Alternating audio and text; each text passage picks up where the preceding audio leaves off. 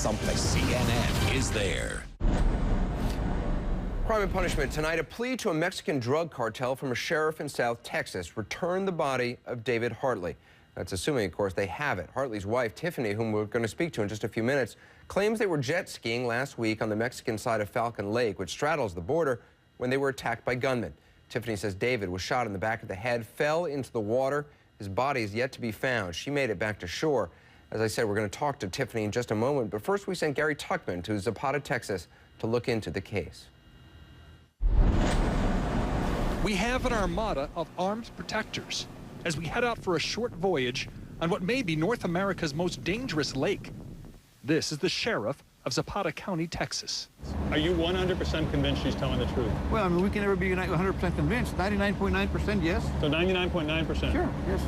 Would you be willing to have her take a polygraph test just to aid in the investigation, just to be 100% sure? I cannot force her to do it. Would you like her to do it? Well, if she wants to do it on her own, sure. This is what Tiffany Hartley said at a news conference about suggestions by some she's not telling the whole truth. I know what I know. I know what I saw, and I can just tell you what I know. Unfortunately, he's not here to, David's not here to verify, yeah, we were chased and we were shot at, and so it is hard to be able to be judged. What's the main reason you think that the story is 100% true? The story is, well, I look at it as what is there to indicate that it's not true. There's no jet ski, there's no body, but you're saying that blood was found on her life preserver? Yes, sir. Yes, sir. And what do we know about the blood? We're working on trying to get it analyzed. The sheriff's department here desperately wants to believe Tiffany Hartley's story. But the fact is that public officials we've talked to in this county who don't want to go on camera are doubting it. Also, the state police commander in the Mexican state right across the border, also publicly doubting it. It's a tragedy. It's also quite the puzzle. We're really living yards away from actual war in a country, in a foreign country. But it's your feeling that the Mexican half of this lake is not under any authority control. It's the cartels who are controlling it. It's not just my feelings, sir. It's reality. It's controlled by the Mexican drug cartels.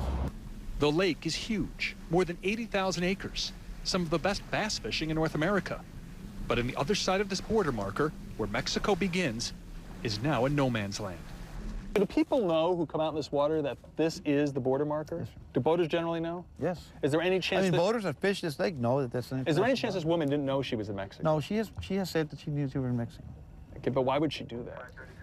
She is saying that since the threats are in April and May, she's saying that she thought the threats were over with. The Mexican waters were barren while we were there. The threat is certainly not over with. Gary Tuckman, CNN, Zapata, Texas. Well, just a few hours ago, I spoke to Tiffany Hartley. Tiffany, first of all, I want to say how sorry I am for your loss. Obviously, I mean, I can't imagine how hard this time must be for you. How are you holding up? It's tough. It's tough. I think, like I've said before, I think I'm just in action mode right now and survival mode. I haven't really had a whole lot of time to just sit and, reflect on everything in a grieving way. I've just been so busy, obviously, with meeting with all you guys. How confident are you that authorities are going to be able to find your husband to be able to bring him home? I'm pretty confident. I'm standing in my faith and believing that, we are going to get him back and we are going to be able to honor him in the way that he would want to be. Have you been in touch with Mexican authorities? I mean, are they searching for him? We did have a meeting, and they assured us that they were going to do everything that they could until they exhausted all their resources. We were encouraged when we left that meeting. We believe that they were heartfelt and that they were sincere about finding David, and that they are going to do what they're supposed to, and we're going to hold them to it. Well, there obviously, as you know, been several incidents on this lake over the years involving bandits or pirates or members of the drug cartels. And I know, the authorities issued a warning. Did you and your husband discuss the dangers involved before going out into Mexican waters? We knew that there had been pirates there. We didn't realize they were still, it had been very active in the last couple months. We hadn't heard anything. We did discuss, that was a possibility. We didn't really discuss too much about what would happen or what we would do. We just figured, you know, we would run and outrun them. Our jet skis are super, I mean, they're fast. They go up to 70, 75 miles an hour, but you just can't outrun the bullets, unfortunately. How quickly did they start shooting, and what happened then? Once we started going the opposite direction of what they were doing, it wasn't very long after, once we started, you know, they realized that we were running away from them, that they had started shooting. And when did you realize something had happened to your husband? After I had seen 2 shots go over me and they landed in the water, instantly when I saw those, I looked back to look at David, and that's when I saw him fly over his jet ski and into the water. And you went back to try to see if he was okay? Of course, yeah. And what happened? Once I got back to him, I flipped my jet ski around to the right, went back to him, jumped off my jet ski instantly once I got up to him, and went and turned him over. And that's when I had seen that he had been shot in the head. Obviously, you know, some people have raised doubts about your account of what happened, although they don't really have any evidence, or they just say that, you know, since the body hasn't been found and there's a lack of evidence. You say, though, you were taking pictures on the lake.